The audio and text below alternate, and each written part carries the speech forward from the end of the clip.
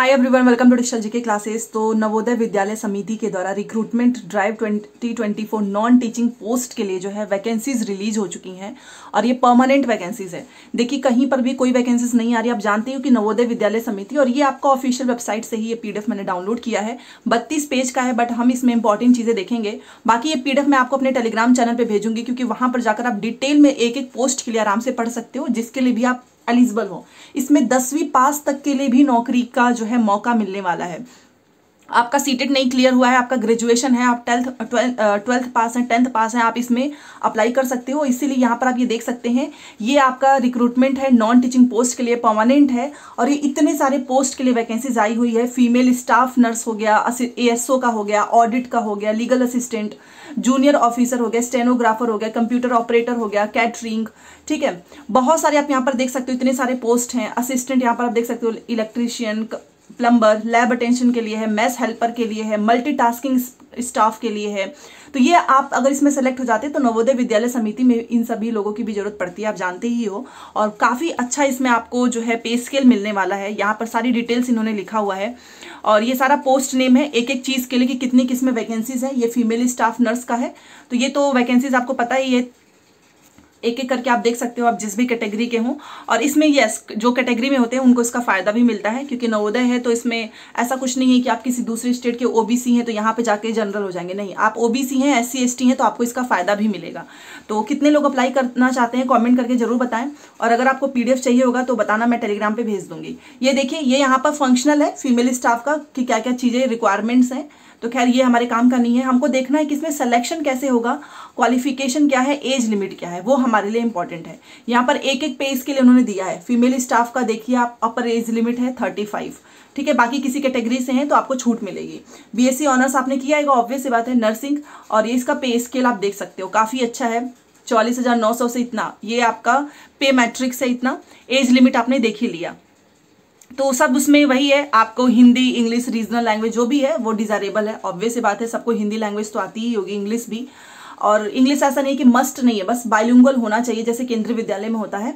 ये आपका एएसओ के लिए है 23 से 33, यहाँ पर आप देख सकते हैं। ऑडिट के लिए आपका एज लिमिट है 18 से 30। कैटेगरी में ऑब्वियस सी बात है आपको छूट मिलेगा, ठीक है।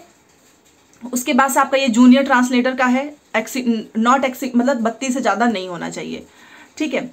तो चलिए एक बार देख लेते हैं कि इसमें क्या क्या एग्जाम, इसका पैटर्न क्या है, क्योंकि ये सारे पोस्ट तो आप खुद भी देख सकते हैं जिसको जिसके लिए भरना होगा। ये देखिए, इसमें केवल 12th पास चाहिए, इसेंशियल क्वालिफिकेशन। ये आपका है स्टेनोग्राफर, इसमें केवल आप 12th पास है, आपका हो जाएगा।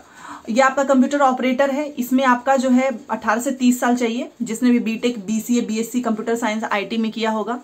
देन आपका ये कैटरिंग का है, ये आप देख सकते हैं। ये परमानेंट वैकेंसीज है, इतना याद रखना आप। गवर्नमेंट, ये आपका कॉन्ट्रैक्ट वाला नहीं है। ये देखिए, जूनियर सेक्रेटेरिएट असिस्टेंट का है वैकेंसीज 18 से 27। क्वालिफिकेशन सीनियर सेकेंडरी आपका होना चाहिए 12th किसी भी बोर्ड से, ठीक है।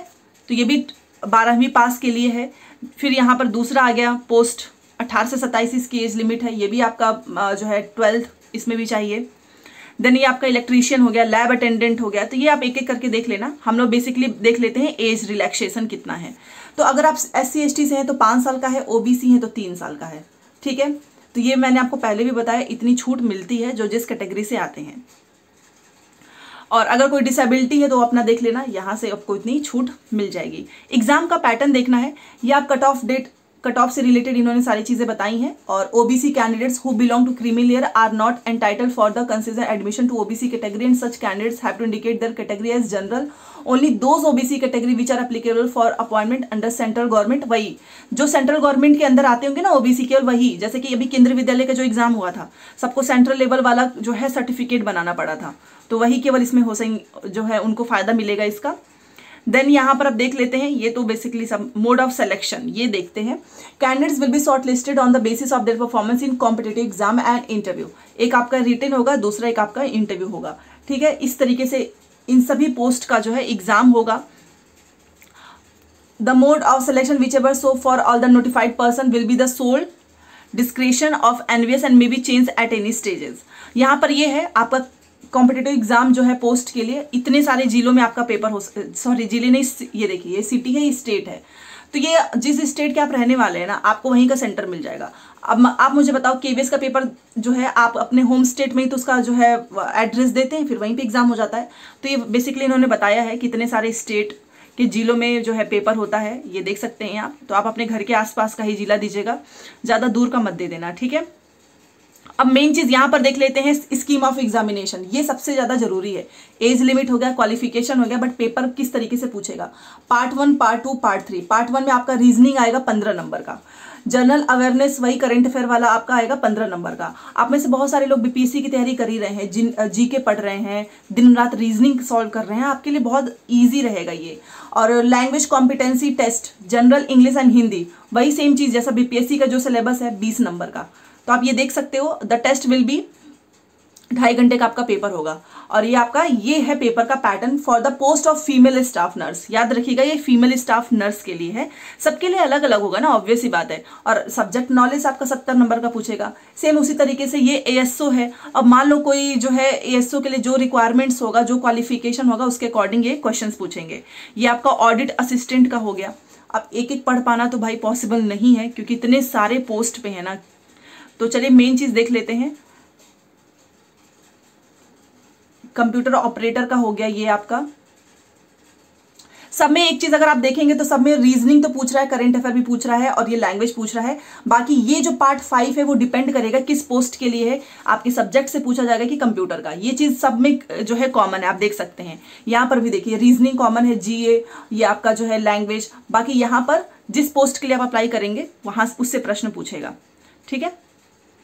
चलिए, अब ये आपका हो गया मल्टीटास्किंग स्टाफ का है, तो वही सेम चीज है इसमें भी, आप देख सकते हैं।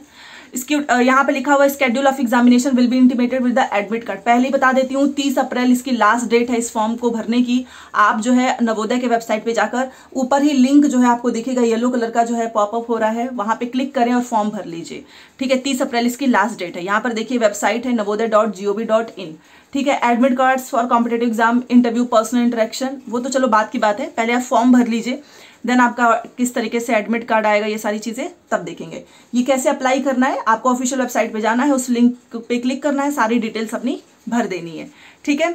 No application fee is required to paid by candidates belonging to SC ST PWD। इनको कोई फीस नहीं देना है, एप्लीकेशन फीस, याद रखिए। तो इन लोगों को फीस नहीं देना है। फीस किसको देना है, तो यहाँ पर आप देख सकते हैं जनरल, EWS, OBC को फीस देना है, ठीक है।